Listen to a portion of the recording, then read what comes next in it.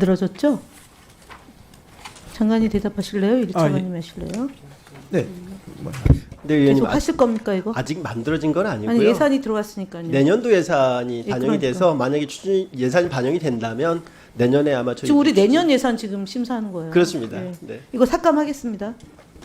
의원님 근데- 용산이 지금 졸속으로 이전해서 여러 사회적 문제가 있는데 용산의 어린이집 어린이 정원의 과학기술 체험관 조성 사업을 보니까 졸속으로 추진했을 뿐만 아니라 지금 보셨다시피 지금 막 들어오셨겠지만 방통 예산 같은 경우는 1,000만 원 갖고도 지금 삭감하느냐 마느냐로 하고 있거든요. 이게 지금 대략 한 40억 가량 되거든요. 네, 의원님 이후에도 더 한 들어가겠지만 말씀만 좀 드려도 될까요? 저기요, 그 차관님, 네. 저희가 잠깐만 그 출석 안 하셨을 때 정무직 공직자의 답변과 관련한 원칙을 세웠습니다. 네. 일단 위원님께서 질의하시는 중에는 그렇게 끼어드시지 마시고, 네. 알겠습니다. 그 답변, 그러니까 질의에 대해서 답변하시고 만약에 꼭 하고 싶은 말씀이 있으면 위원장에게 허가를 받고 하셔라. 예, 그래갖고 이게 오전에 논란이 많이 됐습니다. 예, 그래서 그렇게 하기로 했기 때문에 네. 좀 알겠습니다. 자제해 주십시오. 네. 예, 다시 시간 넣어주세요. 그러니까 제가 볼 때는 갑자기 추진된 것 같아요. 용산 어린이집 안에 과학 체험관이요. 그래서 뭐 이러저러한 얘기를 하시는데 이거는 전반적으로 지금 경기가 어렵고 경제가 어려운 상황에서 이걸 새롭게 만든다는 것은 무의미하다. 그리고 가장 가까운 곳에 과천 과학관이 있잖아요. 그리고 서울 안에 어린이 과학관 많이 있지 않습니까? 서울에 과학관이 몇 군데죠? 민간까지 하는데 포함하면? 서울에는 그 과천과학관 말고 저쪽 그 경북 그 창경원 옆에 어린이과학관이 그러니까 작은 규모 네, 하나 그렇습니다. 있습니다. 네, 그리고 또 민간에서 하는 과학관이 여러 종류가 있다. 지난번에 종합국감 때 확인한 바에 따르면, 그러니까 용산 어린이 정원 내에 과학기술관 만드는 것은 전면 백지화하시길 바랍니다. 예. 저기 방통위원장님, 업무가 마비된다고 얘기를 하셨는데 업무가 마비된 규칙사회가 누구에겠습니까?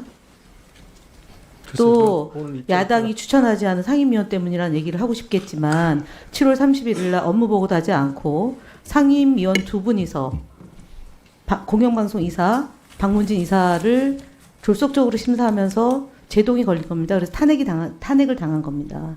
그래서 지금 방통위가 1인 구조인데 지난 10월 17일 날 법원에서는 그 인사 조직 관리된 업무에도 제한이 없다. 그래서 통상 업무는 진행되는 거고 심의 의결되는 내용에 대해서는 일을 할 수 없다라고 10월 17일 날 고등법원의 판결 내용입니다. 맞죠? 그래서 지금 말씀하셨던 감찰관 돌려보내는 것도 아직 안 하고 계시잖아요. 그 인사 관련은 누가 책임이죠? 그거는 지금 다른 부처하고 협의를 해야 아니 되는 그건 부분이라서. 누구 책임이냐고. 오게 한 사람이 누구죠 그때? 글쎄요, 뭐 당시 방통위에서 결정하지 그렇죠. 않았겠습니까? 김효재 직대 이동관 위원장 시절에 파견을 받은 겁니다. 왜냐하면 한상혁 위원장 때는 파견 조성은 사무처장을 감사원에서 보내겠다는 인사혁신처의 요청을 받아들이지 않았어요. 왜냐하면은 통상 방통위 사무처장은 내부 승진 자리거든요. 외부에서 오는 자리가 아니에요. 그래서 조성은 처장을 받아라라고 하는 것을 한상혁 위원장이 당시에 받지 않아서 굉장히 고초를 겪었어요. 근데 한상혁 위원장을 쫓겨내고 난 뒤에 김효재 직무대행 체제 때 조성은 차장이 들어온 다음에 감사원 등을 비롯한 많은 파견 요원을 받아서 한상혁 위원장을 비롯한 박문진, 그다음에 방심위, 시청자 미디어 재단, 코바코 등에 대한 감찰이 대대적으로 일어나서 어떤 경우는 쫓겨나고 어떤 경우는 지키고 있습니다. EBS까지 포함합니다. 그렇다면 지금 1인 구조에서 아무 역할도 못하는데 왜 그 사람들을 받아서 다른 일을 방해하는 거죠? 방통위가 해야 될 일들이 있어요. 제가 방해를 한 사실은 없는 시장조사 심의관실이 인원이 부족해서 일을 제대로 못한다라고 지난번에 종합국감 때 얘기하셨잖아요. 그러니까 인력 배치를 바로 하세요. 그거는 방통위 위원장 권한대행의 권한이에요. 인력이 다른 없어서 핑계 대지 마시고요. 인력이 없어서 일을 못 한다고 말씀드린 게 그런 아니고. 적이 있어요. 아닙니다. 그렇지 않습니다. 저기 알겠습니다. 김태균 그러면은요 네이버에 가셨죠? 네이버에 예. 다녀오셨죠? 예. 네이버에 갔었던 방통위원장 혹시 있습니까? 그동안? 그 부분은 따로 조사하지 않았습니다. 한 분이 갔어요. 한 분이. 한 분이 갔던 적이 있거든요. 2014년도에. 예. 그때 그분은 간담회를 하러 갔어요. 네이버 현장 시찰과 간담회를 갔지. 지금 그 김태규 직대처럼 편향성이 있다. 국민의힘 국회의원들이 다녀가자마자 득달같이 달려가서 네이버가 편향됐다라고 발언하면서 간 사람은 직무대행 혼자입니다. 그렇지 그 정도 않습니다. 끼어들지 마십시오. 그렇지 않다뇨. 아니 제가 간 거는 간담회를 저도 아니 본인이 간담회를 편향됐다고 얘기했잖아요. 네이버 알고리즘 편향됐다고 해서 가신 거잖아요. 가서 제가 말씀하신 거기서 거잖아요. 편향됐다고 단정적으로 말하지는 않았습니다. 발언해놓고 아니라 그러면 그건 뭐라고 생각하십니까? 그 언론에 그러면은 그 보도가 잘못됐다고 그럼 정정 요청하셨습니까? 편향됐다라고 발언한 내용이 보도가 됐어요. 글쎄요, 뭐 그런 우려들이 있으니까 그런 부분들도 그러니까 잘 지금 제가 살펴보려고 얘기하는 얘기를 했을 거는 수도 있겠죠. 방통위가 방송의 중립성과 방송의 공정성과 공공성을 위해서 일을 해야 될 직무대행께서 정치적으로 편향된 행보를 하기 때문에 차라리 일을 하지 않는 것이 국민을 위해서 좋다라는 말씀을 드린 거 아울러 지금 법정위원회 예산 법정위원회 예산을 올렸는데요. 지금 법정위원회가 구성이 돼서 활동이 됩니까? 당연히 그 구성이 돼서 활동이 됩니까? 라고 질문했습니다. 지금이야 활동이 안 되겠죠. 그럼 2023년도에 구성이 돼서 운영이 됐었습니까? 23년도요. 네. 글쎄요, 그때는 모르겠습니다. 예. 제가.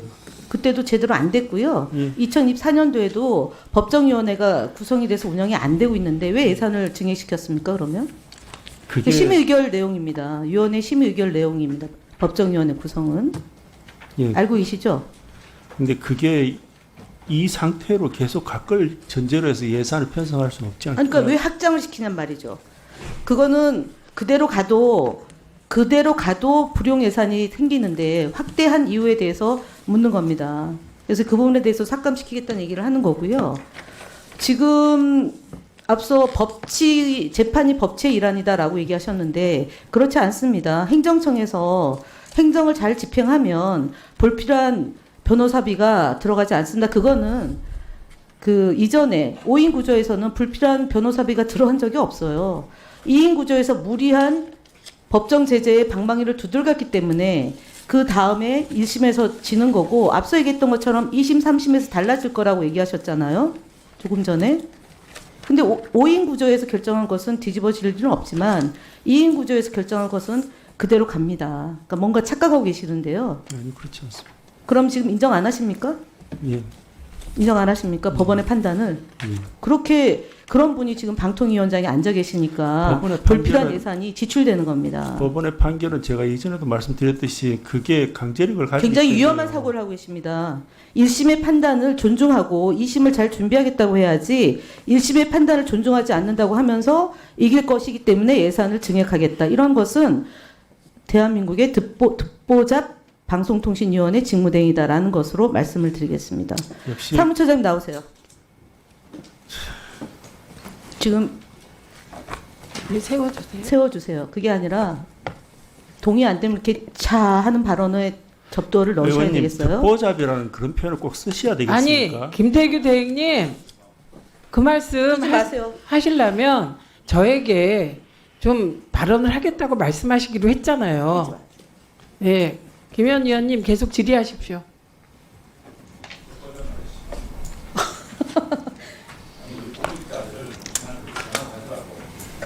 아니 법원의 판단을 존중하지 않겠다는 분은 듣보잡입니다. 언제 어느 위원장이 공공기관의 기관장이 법원의 판단을 존중하지 않는다는 얘기를 대놓고 국민들 앞에 합니까? 사무처장님, 예. 이 발언에 지금 직무대행의 이 얘기가 오늘 예산 관련한 2025년 예산 관련한 전체 회의에 대비하기 위해서 논의를 하셨죠. 보고하고 회의하셨죠. 뭐 예산 전체에 대해서. 예, 그러면은 법정위원회 예산이 증액되는 문제나 인건비 관련된 문제나 변호사비를 과다하게 사용된 문제와 관련해서 당연히 질문이 들어올 걸로 예상하시죠. 예, 그렇게. 예, 그렇죠. 했습니다. 그러면 예. 지금처럼 법원의 판단, 1심 판단을 존중하지 않는다는 게 방통위 사무처의 입장입니까? 아니면은 위원장의 직무대행의 개인의 입장입니까? 근데 저희가 뭐 예산 관련한 아니, 그 뭐 예산- 질의 제가 답변만 질문은 예, 준비를 했었습니다. 질문에 예, 예. 대한 답을 하세요. 제 질문은 법원의 판단을 존중하고 2심, 3심을 잘 준비하겠다가 방통위 사무처의 입장입니까? 아니면은 1심 판단이 마음에 안 들면 그것은 부정돼도 되는 판단인 것이 사무처 입장입니까? 아니면 이 부분에 대한 답변 내용을 준비한 바가 없습니까? 그냥 혼자 개인적인 생각입니까? 사무처 생각하고 상관없습니까?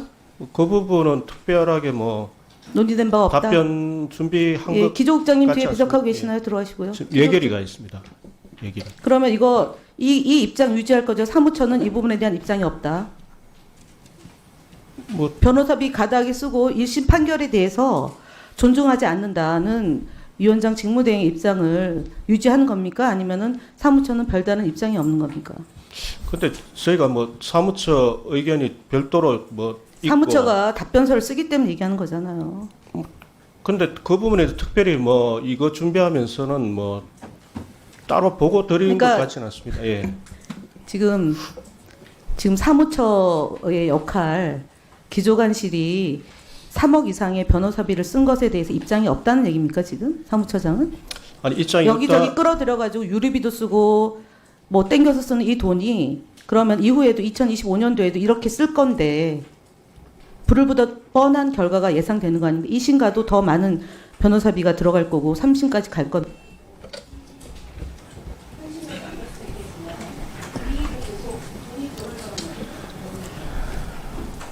말씀드려도 되겠습니까? 예.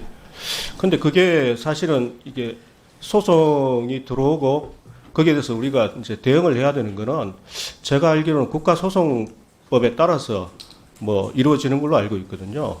그러니까 그거는 뭐 저희들이 불가피한 측면이 있다는 걸 좀 이해를 해 주셨으면 좋겠습니다.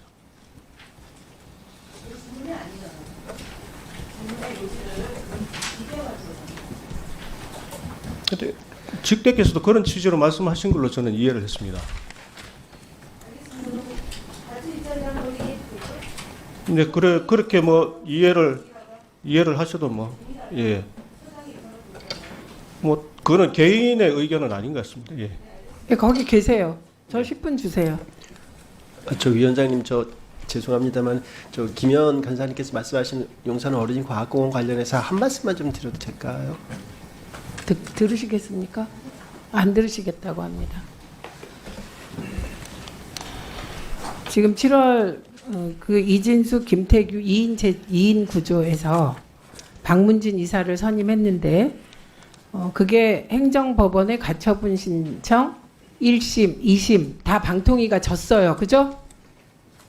가처분은 예 그렇게 결과가 난 걸로 알고 있습니다. 뭘 알고 있어요. 가처분 신청 1심, 2심 방통위가 다 패소했습니다. 맞죠? 예. 알고 있는 게 아니라 패소했어요. 답을 좀 예. 지금 이 상황에서 그러면 1심, 2심 재판부가 선고한 내용, 판결문 내용에 대해서 존중하지 않습니까? 답해 보세요. 간단하게 존중합니까? 안 합니까? 그 재판부의 그 결정에 대해서 저희들 뭐 존중합니다. 그렇지만 저희들 의견하고는 다르기 때문에 항고도 하고 재항고도 한 겁니다. 아니 항고에서 졌잖아요. 아니 항고에서 그래서 재항고를 한 거죠. 네, 재항고 할 수 있어요. 예, 예. 대한민국이 3심 제도 아닙니까? 예, 그러니까 예. 그런데 지금 답하시면 그렇게 하시면 되잖아요. 1심, 2심 재판부의 판단을 존중한다. 그러나 우리는 대법원까지 판단을 받아보겠다. 이렇게 겸손하게 말하면 되지. 그거를 무슨 그 재판 내용이 1심이니까 뭐 그건 별거 아니라는 식으로 답변을 반복합니까? 방통위는 정동영 위원장님 말씀하신 대로 불효불급한 예상 전부 삭감해 주십시오. 태도가 돼 있질 않습니다. 공복의 자세가 아니에요. 들어가십시오. 그 제가 제1차관님 네. AI 일상화 확산, AI 심리케어 돌봄 지원 이게 2602-338번입니다. 예산 항목. 네, 조인철 위원님 질의하십시오. 네, 서면 질의하겠습니다. 이상희 위원님 안 계시죠? 이정원 위원님 질의하십시오. 직접 질의하겠습니다. 네, 5분만 하겠습니다. 네, 한 15분 정도 해야 되는데 10분 줄여서 5분만 하도록 하겠습니다. 서울 광진구가 국회의원 이정원입니다. 이창윤 차관님께 질문 드리겠습니다. 앞서 존경하는 김현 의원님께서 용산 어린이공원 내에 추진되고 있는 과학기술 체험관의 예산을 삭감해야 된다. 전액 삭감의 의견을 주셨습니다. 저도 역시 동의를 합니다. 42억 1,500만 원이 배정됐습니다. 이게 지난 3월부터 2달 안에 졸속으로 편성이 됐습니다. 2월에 과기부에서 관련 예산 편성을 검토해봐라라고 지시했던 거 맞죠? 차관님. 의원님, 요거는 저희들이 아니 짧게 답해 주세요. 지금 시간이 2015년 16년부터 미군이 용산 기지를 아니요, 이전할 잠깐만요. 때부터 나왔었던 아이디어입니다. 아니요. 그러면 그 거기에 과학 체험관도 넣는 것까지 다 포함돼 있었어요? 한 10여 년 전부터? 그때 당시에는 훨씬 더 그건 큰 아니잖아요. 규모로 저희들이 제안을 했었고요. 아니요. 네, 제가 말씀드려보도록 하겠습니다. 저희가 지난 10월에도 보도자료를 냈었고 국정감사에서 질의를 했는데 내년도 용산 어린이정원 관련 예산에 국토부, 과기부, 문체부 등을 비롯한 6개 부처에 736억 원의 예산이 배정됐습니다. 근데 과기부는 지난 3월부터 2달 안에 졸속으로 예산을 마련을 했고요. 이게 과연 꼭 필요한 예산인지 저는 의문을 갖지 않을 수가 없습니다. 용산 어린이정원이 어떤 곳입니까? 윤석열 대통령 부부의 홍보부대로 사용되고 있는 곳입니다. 환경부마저도 3억 원, 보훈부 1억 3,900만 원. 네, 뭐 엄청난 예산들이 말씀드린 대로 과학기술부를 비롯해서 지금 편성이 돼 있는 곳입니다. 어린이정원 윤 대통령과 김건희 여사의 홍보무대로 사용됐고 지난번에도 제가 말씀드렸습니다만 윤 대통령 부부의 모습이 담긴 색칠놀이 도안을 어린이들에게 제공한 사실이 알려졌고 이와 관련해서 문제를 제기한 시민단체 관계자는 어린이정원 출입 정지까지 거부를 당하고 블랙리스트에 올라있는 상태입니다. 네, 과기부가 졸속으로 추진하고 있는 용산 과학기술 체험관 예산 전 42억 원 다 삭감해야 된다고 생각합니다. 이처럼 2달 만에 졸속으로 42억 1,500만 원의 예산이 편성되는 동안에 정말 중요한 예산들은 계속해서 줄고 있습니다. 제가 지난번 국정감사에서 얘기했습니다. 한국원자력의학원 있잖아요. 네, 한국원자력병원도 있고 암 진료와 국가 방사선 비상 진료, 방사성 동위원소 신약 개발 이런 중요한 사업들을 하고 있는 원자력의학원 연구 운영비하고 시설 지원 사업은 계속 예산이 줄어들고 있습니다. 지난 2022년에 64억 원의 장비 예산이 있었는데 2023년에 62억, 2024년 올해 59억으로 해마다 감소했고 내년도 예산안은 44억으로 편성이 됐습니다. 환자 치료에 있어서 필수 장비들을 교체해야 되는데 이런 장비들을 교체하지 못하고 있어요. 원자력병원, 원자력의학원의 예산이 44억 원이에요. 그런데 앞서 말씀드린 용산 어린이공원 과학기술체험관 42억 1,500만 원입니다. 이런 거 좀 삭감해가지고 원자력병원의 노후 시설, 노후 장비들 교체해야 되지 않겠습니까? 저는 반드시 이 부분에 대해서 예산 조정이 필요하다고 생각합니다. 답변 안 하셔도 됩니다. 네, 저는 차관님께서 이 42억 1,500만 원을 지키지 못하면 혹시 어딘가에서부터 굉장히 큰 책임을 묻게 되는 상황이 아닐까라는 생각도 하게 됩니다. 네, 답변 안 하셔도 됩니다. 네, 자 그리고 바우처 디지털 바우처 사업 추진하고 계시죠, 장관님? 네, 그렇습니다. 네, 지금 3개월 동안 추진하고 있는데 어떻습니까? 아직 뭐 12월까지 해야 되겠습니다만 효과가 좀 있는 것으로 보여집니까? 네, 분명히 효과는 있다고 보입니다. 네, 디지털 격차 해소에 꼭 필요한 사업이잖아요. 이게 지금 시범 사업으로 실시하고 있는데 내년도에 과기부에서 관련 예산을 좀 책정했는데 이게 기재부에서 전액 뭐 삭감됐습니까? 네, 전액은 아니고요. 네. 뭐 증액이 안 된 것은 그 지금 기재부 입장은 이게 이제 향후 굉장히 큰 예산으로 커갈 가능성이 있는 것에 대한 우려가 있습니다. 네, 자 그렇죠. 시범 사업에서만 그쳐서는 안 되고 이게 제대로 사업을 추진해서 디지털 격차 해소에 도움이 되는 사업으로 진행이 되기를 저도 바랍니다.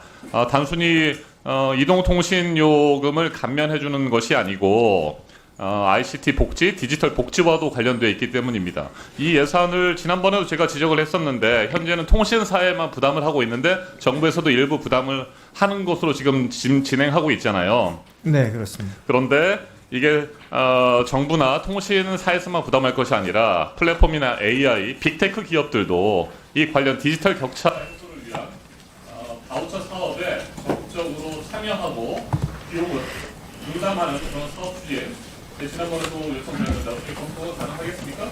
네, 좀 더 신중히 검토해 보겠습니다. 네, 적극적으로 검토해 주십시오. 저 위원장님 용산공원 관련해서 한 말씀만 좀 드릴 수 있겠죠? 잠깐만요. 이정원 위원님 답변 들으시겠습니까? 차관님 답변을 하시면 제가 또 얘기를 해야 될 것 같습니다. 한 30초만 좀. 네, 추가 질의하십시오. 예. 아니 뭐 어쩌겠어요. 질문하실 게 있으시니까. 네, 그러면 차관님 답변 내용을 보고 추가 질의 여부를 결정하십시오. 네, 의원님 뭐 예산에 대해서는 또 소위에서 또 위원님들끼리 더 추가적으로 논의를 해주실 거로 알고 있습니다. 다만 이게 졸속 기획이 됐다라는 부분에 대해서는 지금은 병영 막사 조그만 거 2동입니다. 그렇기 때문에 3개월 동안 그걸 기획을 충실히 저희들이 할 수 있다라는 그런 말씀을 먼저 드리고요.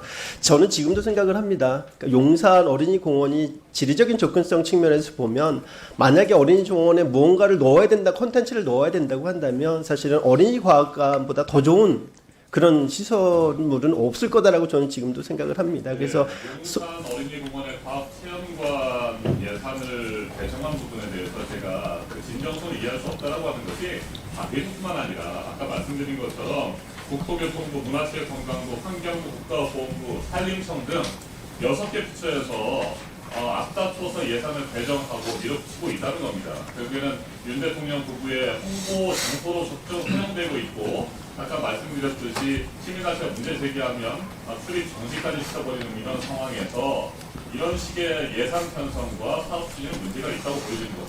정말로 꼭 필요하다면 용산이든 어디든 서울 시내 다른 곳이든 또 용산에서 해야 된다면 제대로 사업을 좀 준비해서 추진하는 것이 옳다고 생각하고요. 내년도 사업에서는 전에 삭감하는 것이 타당하다고 주장합니다. 네, 의원님 소위에서 논의 드리도록 하겠습니다.